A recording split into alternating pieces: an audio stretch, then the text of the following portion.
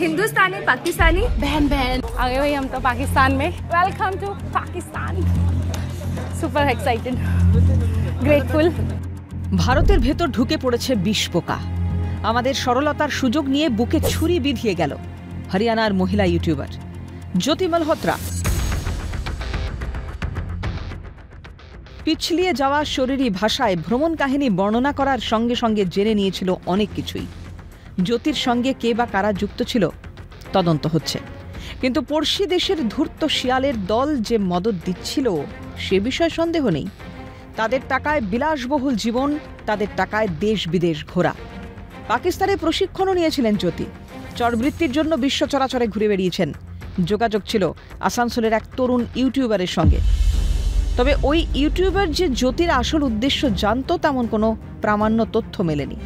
Operation সিন্দুরের সময় দিল্লির পাক হাইকমিশনে নিযুক্ত দানিশ নামে এক পাক অফিসারের সঙ্গে যোগাযোগ রাখছিল জ্যোতি। সংঘাতের আবহে ওই পাক অফিসারকে অবাঞ্ছিত ব্যক্তি ঘোষণা করে ভারত সরকার। সন্দেহ, দানিশের সঙ্গে জোট বেঁধে গুপ্তচরের কাজটা করত জ্যোতি। জ্যোতি ছাড়াও পাঞ্জাবের বাসিন্দা গুজালা নামে এক মহিলাকেও গ্রেপ্তার করেছে পুলিশ। এই গুজালাকেও পাকিস্তানের ভিসা পাইয়ে দিয়েছিল দানিশ। দানিশের সঙ্গে গুজালার ব্যক্তিগত সম্পর্ক ভাবাচ্ছে ভারত সরকারকে। আপাতত অভিযুক্তের তালিকায় রয়েছেন পাঞ্জাবের ইয়ামিন মোহাম্মদ, হরিয়ানার দেবিন্দর সিং ধিলন, হরিয়ানার আরমান। এদের প্রত্যেকের সঙ্গে পাকিস্তানের সরাসরি যোগাযোগ ছিল। বিশ্বের ইতিহাসে বিভিন্ন সময় বিভিন্ন মহিলা গুপ্তচররা উঠে এসেছেন। লাস্যে তারা হয়তো জ্যোতি মালহোত্রার থেকে অনেক যোজন এগিয়েছিলেন। 1917 সালের 15ই অক্টোবর ফায়ারিং স্কোয়াডে হাঁটু গেড়ে বসেছিলেন মাতা হারি। এক ঝাঁক বুলেটে ঝাঁঝরা করে দেওয়া হয়েছিল তাকে।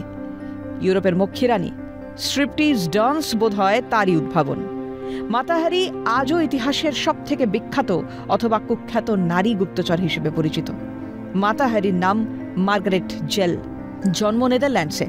তার বিরুদ্ধে অভিযোগ ছিল তিনি একজন জার্মান গুপ্তচর। মিত্রবাহিনীর সেনাকর্তাদের সঙ্গে যৌন সম্পর্কের সুযোগ নিয়ে প্রতিপক্ষের কাছে পাচার করতেন তিনি। পরে অবশ্য দেখা যায় যে তিনি আসলে ছিলেন একজন ডাবল এজেন্ট, অর্থাৎ জার্মান এবং মিত্রবাহিনী উভয়ের জন্যই গুপ্তচর বৃত্তি করেছেন। জার্মান সেনার কাছে তিনি পরিচিত ছিলেন এজেন্ট H-21 হিসেবে। তার দেওয়া তথ্যের উপর নির্ভর করে জার্মানদের হাতে 50,000 ফরাসি সেনার হত্যা হয়েছিল। দেশপ্রেমী শেষ কথা নয়, আমার যেন কারো প্রতি কোনো ঘৃণা বা তিক্ততা না থাকে। মৃত্যুর মুখোমুখি দাঁড়িয়ে এমন কথা বলেছিলেন সেবিকা এডিথ ক্যাভেল। 1865 সালে জন্মগ্রহণ করেছিলেন ক্যাভেল। 1911 সালের মধ্যে তার নাম একজন সেবিকা হিসেবে ছড়িয়ে পড়ে। প্রথম বিশ্বযুদ্ধের সময় রেড ক্রস সোসাইটির অধীনে তিনি তার কাজ শুরু করেন। একজন নার্স হিসেবে সামাজিক বৈষম্য পালন করতে পারেননি তিনি। জার্মান সেনা ব্রাসেলস দখল করলে মুমূর্ষু সৈন্যদের পরিচর্যার ক্ষেত্রে এডিথ দেখেননি শত্রুমিত্র। এ সময় তিনি ফ্রান্স, ইংল্যান্ড এবং বেলজিয়ামের 200 জন সৈন্য এবং সাধারণ মানুষকে পালাতে সাহায্য করে জার্মান মিলিটারি আইন ভঙ্গের অপরাধে গ্রেপ্তার হন। বিচারে তার মৃত্যুদণ্ড হয়। মৃত্যুর দিনের আগে তার জবানবন্দি বিশ্বকে আলোড়িত করে, দেশপ্রেমী শেষ কথা নয়। এডিথ ক্যাভেল একজন গুপ্তচর অথবা মানবপ্রেমী তা নিয়ে তর্ক চলবে। শেষের নামটি না হয় আমাদের দেশেরই হোক। 1943 সালের জুন মাসে ব্রিটিশ সেনাবাহিনীর 2টি লাইসেন্ডার এরোপ্লেনে চড়ে ফ্রান্সের উদ্দেশ্যে।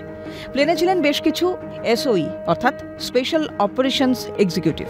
তাদের মধ্যেই ছিলেন নূর ইনায়াত খান। নূরের জন্ম হয় 1914 সালের রাশিয়ার মস্কোতে। বাবা ইনায়েত রহমত খান ছিলেন ভারতের বিখ্যাত ক্লাসিক্যাল সঙ্গীত শিল্পী।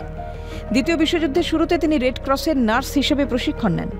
সেই সময় থেকেই তার মনে জার্মান বিরোধী চিন্তাভাবনা। সেই চিন্তা থেকেই ব্রিটিশ সেনায় যোগদান। ইন্টারভিউ টেবিলে নূর বলেছিলেন, আপাতত আমি ব্রিটিশ আর্মিতে যোগ দিচ্ছি, কিন্তু যুদ্ধ শেষে আমার কাজ হবে ভারতের স্বাধীনতার জন্য লড়াই করা। ব্রিটিশ সেনার পক্ষে SOE পদে কাজ শুরু করেন তিনি। ফ্রান্স যাত্রার উদ্দেশ্যই ছিল তার। কাজটি ছিল যথেষ্ট ঝুঁকিপূর্ণ, কিন্তু তার অবিশ্বাস্য বুদ্ধি আর সাহসে তিনি এই কাজ সাফল্যের সঙ্গে করেন। বারবার জার্মান সৈন্যদের চোখে ধুলো দেন এই গুপ্তচর। গেস্টাপো সদস্যরা নূরকে এতটাই ভয় করত যে তাকে ধরিয়ে দিলে 1 লক্ষ ফ্রাঁ পুরস্কার ঘোষণা করা হয়।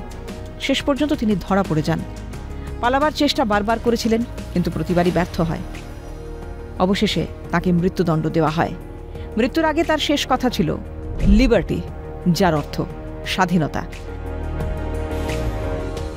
তবে এদের সঙ্গে আকাশ পাতাল পার্থক্য রয়েছে জ্যোতি মালহোত্রার। এরা জ্যোতির মতো বিশ্বাসঘাতক নয়। Calcutta television network.